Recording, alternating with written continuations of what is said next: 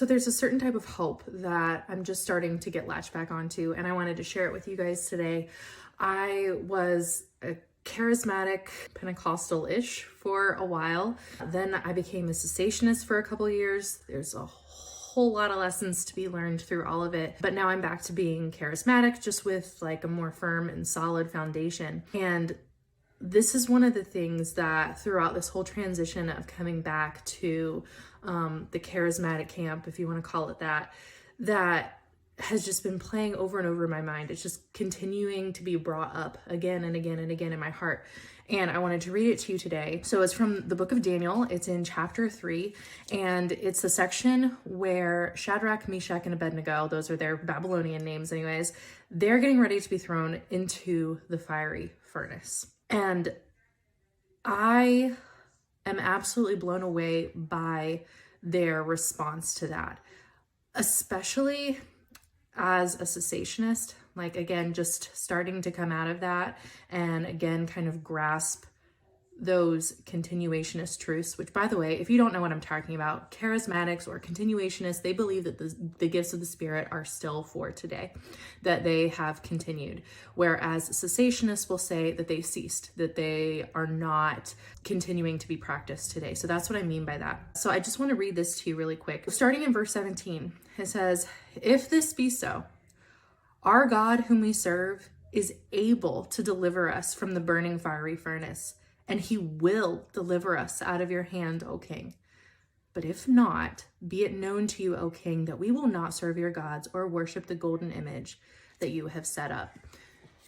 So it's this thing that's continually being repeated throughout my mind of our God can, our God will. But even if he doesn't, he's still worthy of all of our worship and devotion.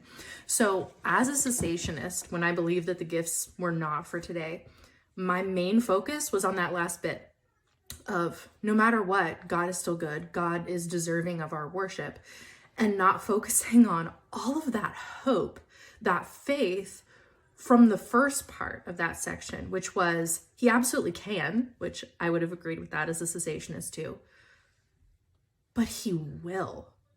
They had such unwavering faith that not only could their God do it, that he was all powerful, that he could do it, but that he would.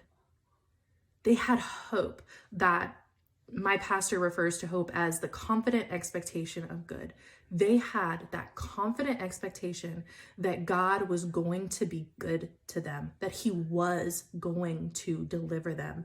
And I see a whole section of the church that no longer has, or maybe has never had, that confident expectation of good. While being a cessationist, I learned so much, including like understanding suffering well, which was something that I didn't really have before on the other side of things. So there's so much that I learned, and I wasn't just a cessationist, I was a Reformed Calvinist. There's so much that I learned from that camp, and I am very, very thankful for it. However, it's that that part of believing and having that confident expectation that God can do this, and he absolutely will do this. As much as there are sometimes abuses on the charismatic side of things, there's going to be, because we are human, and there are going to be people that get into their flesh, or people that haven't dealt with things in their soul or sin issues and things like that, and it's going to come out. There are going to be things that happen. So there's a stigma that sometimes arises from over in the charismatic side. But honestly, the cessationist counterbalance to that is just to shut down all hope. It's like, instead of thinking our God can do this, our God will do this, and then giving that caveat of, but we still know that it has to be his will, so even if he doesn't, he's still worthy of our devotion. But the main focus being on that he can, he will, that hope. Instead, it's almost the confident expectation that he's not going to, that he's not going to move, that he's not going to do anything, and just saying, no, he doesn't move like that anymore. We can pray for a miracle, but you should be expecting that it's not going to come, but we still know that he's still good. And there's something to be said about that. There is a strength and a solidity that comes with that, and worshiping God, even though you don't expect him to do anything almost ever. But I don't think that it's biblical. Just looking at passages like that, that's what the church needs today, is both coming together. So over on the charismatic side, not just constantly pushing, he can and he will, and never giving the caveat of even if he doesn't do this, he's still worthy of our devotion.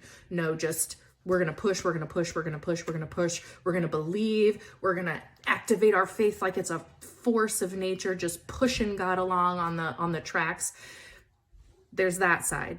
But it also, on the other side, it shouldn't be absolutely no hope, thinking he doesn't move like this anymore. He doesn't do these types of things anymore. Both need to come together, spirit and truth, worshiping with both our spirit and with our mind. It comes up over and over and over again in scripture. And I don't think that we can continue to have this divide. And I see so many people from my generation and from younger generations starting to kind of realize that and having that like solidity and not wanting to go to the extreme on the charismatic side, but also not wanting to go to the extreme on the other side and just completely say that the things of the Spirit are done. Find it in scripture and I'll believe it, but it's not there.